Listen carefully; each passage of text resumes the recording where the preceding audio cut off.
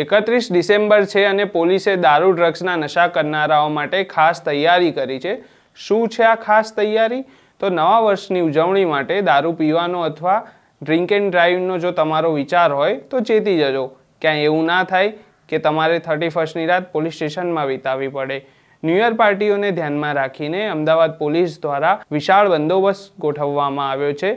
શહેરમાં કુલ 9000થી વધુ police staff તૈનાત કરી દેવામાં આવ્યો છે। ડીસીપી, એસીપીથી લઈ પીઆઈ કક્ષાના અધિકારીઓ રાત્રે 1 વાગ્યા સુધી રસ્તા પર રહીને સુરક્ષા વ્યવસ્થાની દેખરેખ રાખશે। શહેરમાં 63 નાકાબંધી પોઈન્ટ અને 14 ચેકપોસ્ટ પર ચેકિંગ પોઈન્ટ કરવામાં આવ્યા છે।